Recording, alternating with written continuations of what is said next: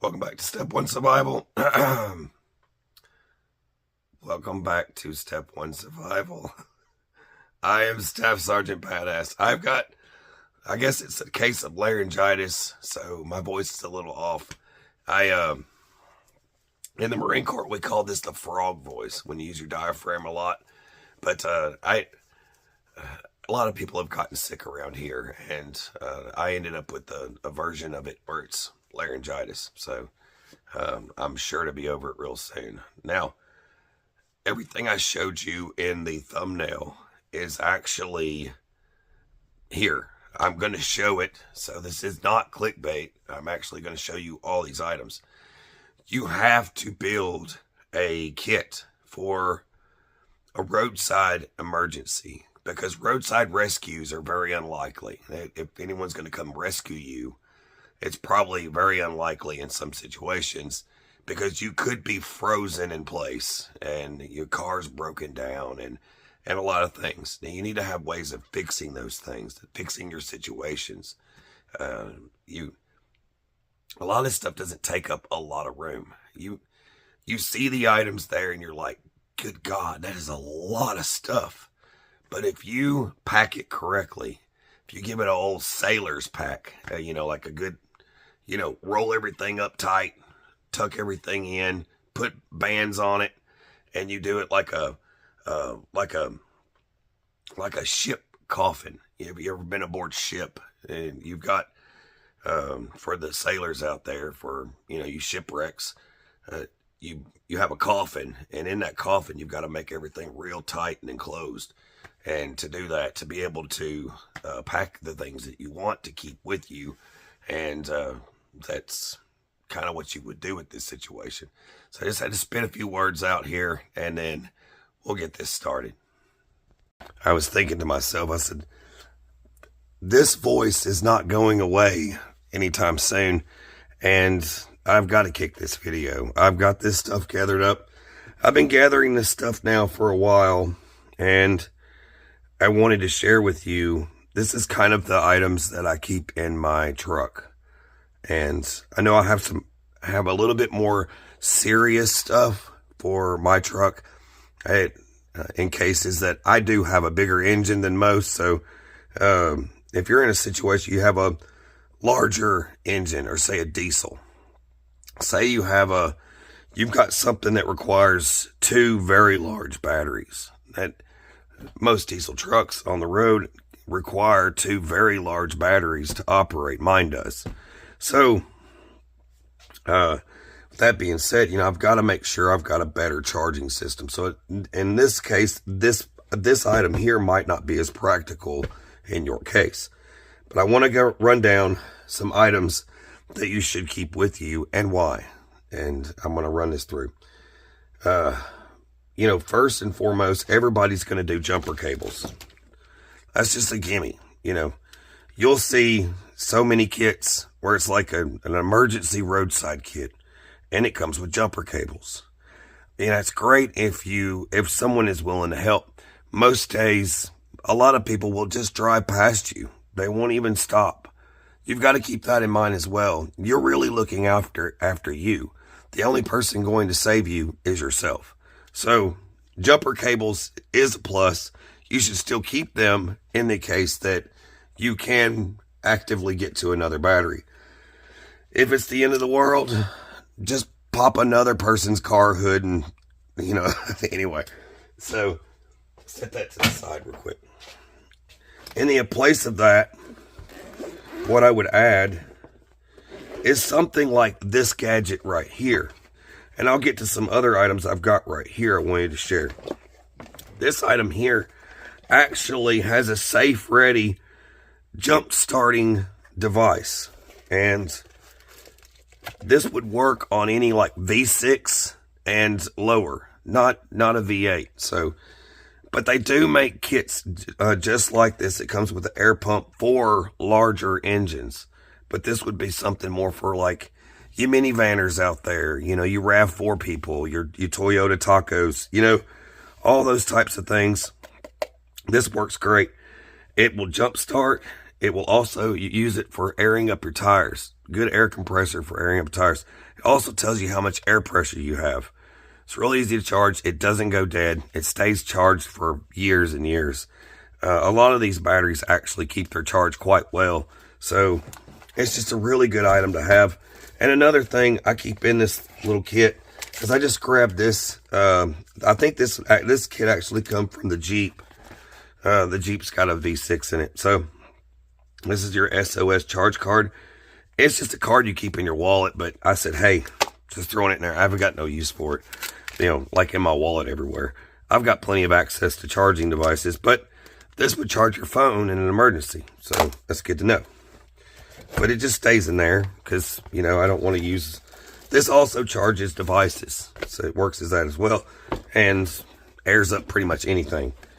And it has a stop point. So you can set it to a certain thing. I just wanted to kind of discuss the tire aspect of things first because a lot of people are concerned with tires. But I'm going to get to the more severe stuff in just a minute. That would be, for that situation, tire pressure gauge. Why not? You know, this one's simple and easy. It's just a pin shape. Doesn't take up as much room. Something like this takes up a lot more room. But if you've got heavier duty tires, this might be more important for throwing it around. This is great for the shop, but also can work in your vehicle. Tire kit wise, if you don't want to carry a spare and you want something reliable to patch a tire, this is the GlueTread. And GlueTread, this company here, they make a product. Their whole system is based on you don't have a spare. So you've got, like, this is part of their, there's another set here, valve stem replacements. There's two. I've got an extra one here I had on hand, and it has these glue patches. You can puncture a hole with a knife straight through the tire. And you can do the glue patch. You do the sandpaper. It comes with sandpaper in here. You can sand it and then cut the patch how you want it. And then you've got your special glue. Glue it right on. And you've got a reamer set here for plugging. Comes with plugs. Comes with valve stem replacement. These little guys here, this is your valve stem insert, your check valve removal tool. This thing here actually goes in. You can remove those. If you want to play a prank on someone you really hate bad, you could always just get one of these tools and put it into their valve stem and remove this. And the tire and everything will look normal. You didn't puncture a hole in it, but you removed their check valve. Completely. Oh man, it's just mean, the stuff you can do. Anyway, but this is in the event. It has valve stem replacements as well. So if you lose a valve stem or if you get a puncture, you can fix it no matter what. You pretty much don't even need to carry a spare tire at that point. If you've got one of these and something to air your tire back up, that's all you would really need. But spare tires are nice. You never know how mangled your tire's going to get, so don't just rely on that. I wouldn't recommend it. Now in roadside emergencies, you'll see these get used a lot by truck drivers. Something like this gets used a lot. You do your T like this, and this thing here goes behind your vehicle. And this is like the international symbol of, hey, don't run me over. Now, you'll see these common on semi-trucks and stuff, or tractors. But, you know, commonly with regular everyday civilian vehicles driving on the road, you won't see this as much. When someone stopped changing a tire, they commonly put their hazards on. But this is just one of those items that would come with one of your emergency kits. That usually comes in there. Now, I would recommend something like this. This is the pod. They're very popular. It has all kinds of modes, SOSs, swirlies. It even has like a light for like working under the hood, like that. It has a hanger, has a magnet, so magnetic as well. You can stick it to the trunk of your car, let people know you're stranded. This thing would run for hours and hours and hours, pretty much a couple of days. So it has a long use. Some of that stuff out of my way here. There we go. Now, glass breaker. Why not? Seatbelt cutter. But, you know, something like this is great, but you got to keep it where you can reach it, because throwing this into a kit and then putting it in your trunk isn't going to do you any good if you crash in water. You know what I mean? Keeping something that can break your glass up in the front is really nice to have. I've got another device that works great. It's designed for that particular use. This actually has a thumper. It's another safety tool for breaking windows, but it clicks and it'll break the window. And breaking windows underwater is not fast. It's very slow. So time is of the essence of trying to escape. Now, you can put that on a lanyard. You can hang it off your seatbelt, but you've got everything you need right there. You've got a seatbelt cutter too, and it kind of an emergency item you want to keep next to your seatbelt so that you can escape if you need to. Now, that also goes with situations where someone's in the back seat of your car and they come up behind you and they start choking you with your seatbelt. Now, you don't have a pocket knife on you at the time, but if you had this on your seatbelt, they wouldn't know, and you could pull that off and cut your seatbelt off so that you don't choke to death. I don't believe in the whole let's break the seat kind of thing and go backwards, because most cases you have an electric seat and it's very slow and you're going to die anyways. So you want to have something that can cut that seatbelt fast. But I would recommend either one of these tools for that particular job. Some of that stuff's just real easy to get for some cases. Now, what's next here? Okay, lighting, another lighting item. It's rechargeable, doesn't require batteries. It's a great item to have when you go into lighting.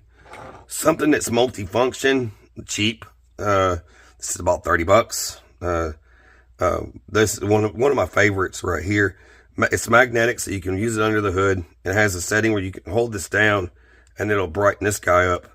Then that has settings too, so you can go into flashing red or whatever, and it goes back to the signaling and being visible. You know what I mean? Being visible. It's very important. And that goes with that part. Now, I showed you glass breaking. Let's show you more options here. Tools. Now, this tool here will pretty much unfasten anything. It is like a one tool job thing. It can do lug nuts. It can do, and you can put a pipe on the end of it, and it's strong enough to be able to take the force to be able to break lug nuts if you need it to. But not only will it break lug nuts, I mean, it can go as far as holding a screwdriver tip. But one of these would be really handy in your kit. Many companies make this exact wrench. I don't know exactly what I would call this thing, but it is like a universal type wrench. Now, I would recommend a smaller kit as well. I didn't break it down here. I don't have much room left. But I'm going to get into mask and stuff too. There's a lot of important things here. A smaller toolkit to carry as well. Emergency items, as far as like fire and stuff goes, I would recommend something like this. It has a ferrocerium rod here, and then you've got your whistle and make some noise. You've got a compass. What if no one's coming to get you, right? Matches. Those are waterproof matches. No one's coming to get you, right? Glow sticks. You know, batteries go dead at some point. Just save them until that time comes. I'm going to get to why you would have these other things. It's like, why would I have that in there? You know, it's just a simple trip to the store. You know, I'm going here and there. But what if you're there longer than that? This is a fire starter. This is a good tender rope, and then good ferrocerium rod. Don't joke around with these. Get a good one. This is the name brand stuff. Don't get cheap with your, especially in a survival situation. That's kind of like Multitools. Don't go cheap on your Multitools completely. Get something somewhat decent. This is Roxon. It's not the best. It's still cheap, but you know what? It's better than super cheap. So if you don't want to spend $100 on your Multitool, then that's the way to go. Lighter.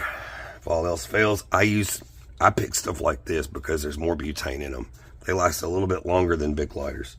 So that's one reason for that. Headlamp. It's a headlamp. You know why you need it. Gloves. I threw these up here. I know they're cheaper, but gloves, they're still gloves. Check in the box. Zip ties. Zip ties come in handy for making many repairs. I don't even need to explain. Men, you know. Women, I'm sure you know. So you've seen everybody using them. All right. Tow rope, tow cable, tow straps. These are good. I got one more right here. Another example of tow ropes. I want to show this real quick. This kit here comes with this is a Kinetic rope. Very powerful, and you can yank with it. Helps out a lot. And you've got straps. So you go with Rhino USA. They've got all that stuff. I don't promote their products, but you know they don't promote me, and I don't promote them. I have to be, you know, let people know that. But great product, so it works. But I wanted to get that out of the way. There's another bungee cords, straps. These have got the steel ends. These are very powerful too. They hold stuff down good. Paracord. You might be staying a while. It's always good to have some cordage. Let's go to tape. Repairing hoses. Say you've got like a radiator hose or something like that. You can repair it with this. I would recommend JB Weld as well. It's a product that's like I said, I don't have a lot of room. You can let that set for about 4 hours in certain situations. So you bust your radiator. You can fix it with that. In some cases, you can pretty much repair anything with a lot of these products, especially electrical tape. You know, it comes in handy. Now, space blankets. Can't have too many. A couple of these are good to have, but it's good to have something better than that. A bivvy, you know, something you can squeeze your butt in.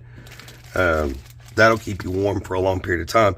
In the event you're in a cold environment where you're stuck there for days, there were some situations. There was this one family, I can't remember where they were. I think they were out in the desert. I think they were going through like Death Valley, and they crashed, and they were in a Jeep. And they managed to stay alive for like a week or something. And I think all they had was like a Bic lighter. It was crazy, but they survived. But there wasn't much left of the Jeep because they cut up a lot of the parts on it to use to stay alive. So a lot of that stuff got used to burn or stay warm. Goes with first aid kits. Get a good one with a tourniquet. Something that'll save your life. This is an event that you're going to be stuck there for a while. So a good first aid kit would be nice. I usually carry a blanket. This is a blanket. Yeah, anyway. It's a simple blanket. That's all it is. You roll your butt up in it and stay warm. That's all it is. You're in a cold environment. Your vehicle's broke down. You can't just leave it running, or you're stuck in a 20-car pileup, and you happen to be in the middle of it. No one's going to be able to get you out for a couple of days, and you're stuck there. So you could be in that situation where you just can't move your vehicle, but your vehicle still runs. So you can just kind of stay warm and, you know, gobble up food and stuff. Another thing to keep your batteries charged, I would put a power bank in there. Here's another good one. These are kind of updated over the years. This is one of the primo ones. A lot of these have been garbage. You know, we've seen them, but they progress quite well. And this is another great one. If I see the link, I'm going to try and share it with you guys too. But this has got multi-connections here to be able to power a lot of stuff. Red is like higher in voltage stuff. And you got your like, it goes into like the 10s or 8s and 10s and stuff like that. And then your other ones like your 5s and stuff. So, but these are great. Emergency radio. An emergency radio would be great to have. Something that cranks. Something you can listen to an emergency radio with. This one's actually approved by the Red Cross. So that's the Eaton. I've got the bigger Eaton that I keep upstairs. That the kids kind of turn that on anytime there's some heavy weather happening. They like to listen in to see what's going on. But as far as radios go, going into some of these, this is a simple ham radio. Now, a lot of these companies will lie about their wattage and stuff to try and get better people, you know, get more sales, you know. But in most cases, like a 5 watt's 5 watt. And then anything that says like 8 watt, 10 watt, that's a joke. Most times it's not real. Don't let them lie to you, because they're not always spitting out with the right numbers. This is something I would recommend more than something like this. This is when, you remember when I told you guys you want something with multiple uses? This is something that has multiple uses. Gotta get some of this stuff off here real quick. This is one of those multiple use radios. Now you can keep this on here, or you don't have to. You can hang it off your dashboard. You can also hang that off your dashboard, and you can run this just like you would any type of CB. But it's not just a CB. This is actually both a CB and a ham radio. It works with both. So you can switch it over from AM or FM, and you've got your CB and WX. WX means you can listen to the weather. So, but this has got scan, emergency channels, all that stuff. You can just tap emergency. It'll take you straight to 9 or 19. And sometimes you can start hearing some stuff. Depends on where you are. But these are great, because this is the President Randy 2 FCC. For those of you that need to know, there's your charger for it. But these are taking the place of 2 radios. Having this, and then if you've got to abandon your vehicle, it's a walkie-talkie, so you can keep that powered up. Now, that's why you want to keep one of these. That way, in case the battery starts to die on it, or keep you one of these. These guys are great. Multiple plugs. There's so many companies that make these. They're simple. All it is a solar panel with a couple of terminal connections. You can connect this to anything and charge it. If you're having trouble finding that plug, that connection, that whatever, you have one of these. Stick it on your car window. Plug in your device. You're stranded anyways. Or stick it to your roof. Heck, you can keep it on your vehicle even when you're not stranded. You know what I mean? Just run the cord in, and you could use it to keep your battery tendered up, you know, charge it all the way up. But there's many uses for these things. But you want to have a backup to your backups, you know what I mean? Lots of cords. Make sure you have all the right ones for all your stuff. That's what I would recommend as well. All right, trash bags. I'll get to that in a second. Let's get over here to mask. Now, I saw videos. Now, I'm a respiratory protection manager prior to being in the Marine Corps. I used to do all kinds of stuff with NBC and knowing what mask to get. Now, this isn't like your coat. It's like, oh, we're fighting off COVID. I'm not talking that. That's not what these are for. These are for totally different reasons. Dust and debris. Say it's just dust, right? Dust and debris. This is dust and debris. This is just an N95. We're all familiar with that. Now this works for stuff that you see like in the California fires. A lot of that smoke is toxic. It's toxic chemicals being burned off. Vaporous chemicals floating in the air. I see a lot of people wearing these, but these aren't doing anything, because those chemicals are still passing through. You're still inhaling deadly stuff that can knock you onto the ground and kill you dead. Breathing it in just for a second can destroy your lungs completely. Within seconds, you could literally die. So now this here is carbon based, and it's another one of those. You can look for these carbon based filters. It's like an N95, but this is the vapor cleanse, and vapor cleanse, they make this. This is the FFP3 NRD, and if you look up these guys, now this will stop all the funky stuff. So you got like chemical agents being used or whatever kind of funky stuff. Say this, you're going next to an oil fire, tires are burning, all kinds of weird stuff. There's a chemical plant on fire. You could probably make it safely with this versus with this, where this doesn't do any of that. It doesn't stop any of that. It just stops ash and stuff. But this will actually stop a lot of those chemicals. and you want to take it a step forward, you can further, you can go up from there. But you gotta wear the proper mask for the proper things. So it kind of freaks me out when I see like news. You know, the news is on, like, and these people are like in California, like they're next to the chemical plants on fire, and they're like all just wearing like regular N95s. I'm like, what are you doing? You're breathing in all that funky stuff. That's what you would need in that situation. Now, if you're just, I mean, next to regular fires and stuff, you just want something to keep the dust out of your mouth, that would be it. Otherwise, it's really not going to do anything. That doesn't quite work that well on smoke either. Just wanted to point that out. All right. A saw. You might need a saw. Who knows? That goes with survival stuff. Pocket knife. You know, a good pocket knife. That goes with survival stuff. A good break it up, beat it up tool that can clip on your body. Something like this. This hatchet here. This is from like the O knife collection. This is a real simple axe. It's got everything you need to bust it up, break it up. It's got a nice finger hole here. This has got a good pry bar for breaking stuff. Demolition, or you can get the demolition tool. I also have that. I didn't think I was going to bring that out though. I was like, should I bring the demolition tool? Nah, most people don't really use a demolition tool for those sorts of things, but you can also get a demolition tool. It's quite like this, a little bit longer, and does a lot more damage than this thing. But if you want to stay compact, this is probably more your speed. Plus, you can also use it for camping and whatever else. Eating tool, cooking set, water. Why would you want that? Water. Why is water important, right? Hydration is everything, right? You're going to die without water. But keep bottled water with you. It doesn't have to be a whole lot, at least a gallon.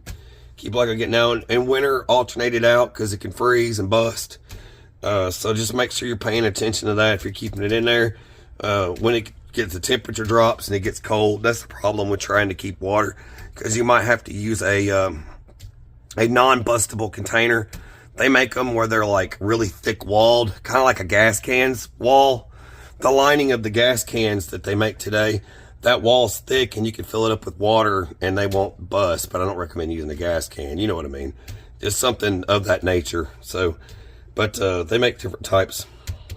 But water you want to keep in there, and you want to have something for filtrating water. And if you can't get more water and you need to go filtrate some water, then something like this, just a little squeeze bottle. It's got a filtration system in here. Keeps all the yuckies out of your gullet. Keeps you alive. It's a good item to have. And to go with this, something decent, the good Stanley. This is the good Stanley cooking set, drinking set, eating set. That's a good item. I've got this set here. I'll show you this real quick, because I always like sharing these little neat little items I kind of keep packed up around here. You'll like this. So you can see all the food here, right? You just add water to them. You need warm water, right? And these right here, broth. They're little individual packets of broth. Oh, broth is so good. Nice warm cup of broth. It's delicious. Cheap, you know, it's emergency food. It tastes like sugar brick. It's like, you know, it's kind of like a big fat sugar cookie. That's what they taste like. But these provisions will never expire. They'll be good 30 years from now. So it's just good to have. If you're more concerned with, you know, the temperatures in your car, something like this would probably hold up a lot better than something like this. But I'm sure those would do just fine in temperatures. All right, I'm talking too much about that. Let's go on. Get this guy out. There we go. I'll show you that too. Now this is just a simple little buddy burner you can put together and just throw sticks in it and keep a fire going. A lot of people like stuff like that. I mean, you can use this things around you instead of everything else, right? This is a good little cooker set. There's your pot, right? You got your pot with a lid. You can use that for cooking your food. I like stuff like this. Using this guy. You got this. This is one of the world's smallest propane sets. You just put this guy on here, click the button, starts right up. You got your fire going. Then you just put your food on it and get to work. These are cool because they're the fuel exchange. This is a FlipFuel. Now what you do, you put this on here. I don't have another one with me. I was going to go to the truck and grab the other one, but I only grabbed one for some reason. I don't know. But you just screw this guy on here. You screw the other one to it. And then you take the one with less, like this one has less. You need one that's got more. Then you flip it the other way. And then it'll extract it to the other one. It'll basically take whatever fuel's left in one and move it to the other. And it does have to be slightly kind of warm. So you just kind of like, you know, you don't put a flame to them, but the warmer they are, the better. You know, if they're not cold temperatures, you don't want this thing. This thing's kind of ice cold, but if it's a little bit warmer, it would pay off. But that would be for cooking, right? Ice, these were great. I was going to show you an ice scraper, but this is great for that. You're stranded for a long period of time. You got to poop. Keep trash bags in there, because if you eat, it's got to come out somewhere, and you're going to have to pee. You know, you can pee in an old water bottle after you drink the water out of it, and then for pooping, right? Fire extinguisher. What if you got a fire? It's burning. These are super easy to pack. They're so small now. Climbing on your roof. Climbing on your roof tool. That goes in your door. Hooks right where your lock is. And you just step on it, climb on your roof. Oh, another item. Thought this was cool. Say you're stranded for a long period of time. You get bored. No, I'm just saying. Just another option here. I always thought this was neat. Get that guy tied on there. This is kind of cool. They make so many cool things for these. This is the one I think you got a light. There we go. Let me get my lighter here. Where's it at? There we go. Take that guy.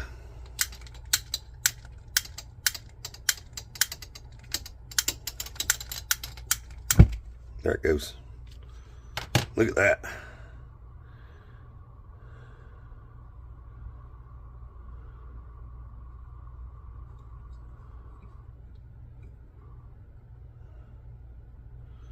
You get it right where you want it. You got yourself a little candle.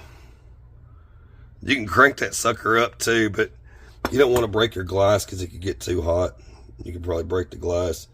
I wouldn't recommend that for cooking anything on, but it's just really nice. I wanted to share that because I thought it was neat. But I usually pack this with this, so in the event I need a candle too, I can use for both. But I usually pack quite a few of these. That's why I have the exchange. It changes the fuel. Fire blanket. I have so many of these, dude. I think I've got like 4 or 5 of them, but they're huge. And you can also use them for welding blankets. They're the exact same thing. All it is, honestly, seriously, all it is a daggum welding blanket. It's just a different degree of welding, a welding blanket. That's all it is. It's like a fiberglass sheet. That's all they did. You can literally just get a freaking welding blanket. Now this is a little bit softer, but that's all it is. It's all it is a welding blanket. If you ever welded before, you've needed to protect your glass on your vehicle when you're welding, that's what you use. You cover your glass up and everything, so that way when hot slag comes off your welder, it doesn't bust your glass. Anyway, that about sums it all up. But you want to keep some items like this.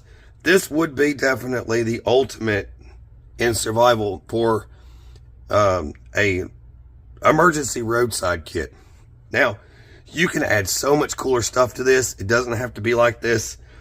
You could go way beyond. This would be more budget friendly, whereas some people probably go just way too far into the beyond and get some very expensive items, but this is very simple. I would recommend packing some coffee as well. There was just a few items that I might have missed just because there's just so much to think about when it comes to putting these kits together. So, but you can build your kit how you see fit. But that's it. God bless. Take care. Stay sane.